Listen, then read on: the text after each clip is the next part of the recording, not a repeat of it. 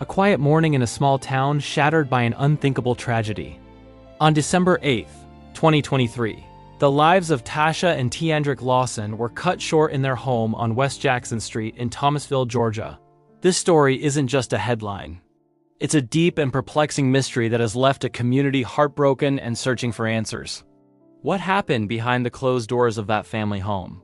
Was it a terrible, tragic accident? Or is there something more sinister lurking beneath the surface? Today, we're going to delve into the known facts, the lingering questions and the profound sorrow that surrounds the deaths of a mother and her young son. Tasha Lawson was just 31 years old.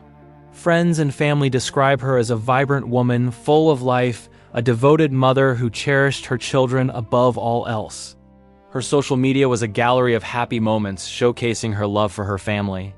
Her son, Tee'Andrick, was only 10, a fifth grader at Scott Elementary School. He was known for his bright spirit and infectious energy. He was a boy with his whole life ahead of him, a life filled with promise and potential. The bond between Tasha and Tee'Andrick was undeniable, a connection that makes the circumstances of their deaths even more difficult to comprehend. How could such a loving home become the scene of such a devastating event? The initial call to police came in just before 8 a.m. that Friday. Officers arrived at the Lawson residence to perform a welfare check. What they found inside was a scene of unimaginable horror. Tasha and Tee'Andrick were both deceased. The initial investigation by the Thomasville Police Department was swift. They, along with the Georgia Bureau of Investigation, began to piece together the puzzle. The official narrative that quickly emerged was a murder-suicide. Authorities stated that Tasha Lawson was responsible for her son's death before taking her own life. The case was declared closed, leaving a community reeling not just from the loss, but from the shocking conclusion. But for many who knew Tasha, this official explanation just doesn't add up. How could the woman they knew, the dedicated mother who lived for her children, be capable of such an act?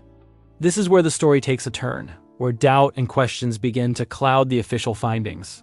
Friends and family have been vocal, expressing their disbelief and calling for a more thorough investigation. They paint a picture of Tasha that is completely at odds with the authorities' conclusion. They remember her as a protector, a nurturer, someone who would do anything to keep her children safe. They argue that something is missing, that this explanation is too simple for such a complex and loving person.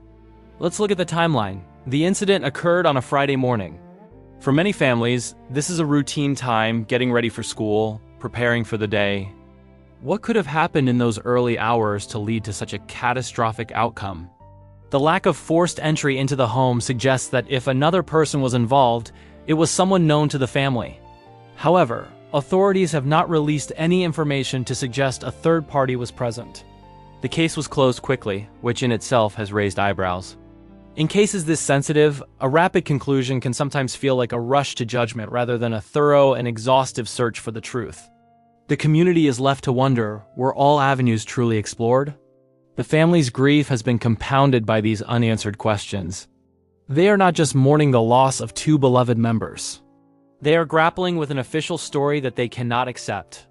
Imagine the pain of losing your daughter and grandson, only to be told that your daughter was responsible. It's a double tragedy. Their public pleas for a re-examination of the case are born from a deep-seated belief in Tasha's character. They are fighting for her memory, to clear her name from the heavy accusation that has been placed upon it. They believe there must be another explanation, another piece of evidence, another witness, something that everyone has missed. The impact on the community has been profound. Thomasville is a tight-knit city, and a tragedy like this sends ripples through every corner. At Scott Elementary School, where Tee'Andrick was a student, counselors were brought in to help his classmates and teachers process the devastating news. How do you explain to a child that their friend is suddenly gone? The school community mourned the loss of a bright young spirit, a life extinguished far too soon. For the wider community, it's a stark reminder of the hidden struggles that can exist behind closed doors. But it has also become a rallying point, with many supporting the family's call for more answers and greater transparency from law enforcement. So, what are the alternative possibilities? If it wasn't a murder-suicide as concluded, what else could have happened? This is where we enter the realm of speculation, but it's speculation fueled by the family's conviction.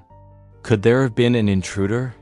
Someone who knew the family and was able to enter the home without force? If so, who? And what was their motive?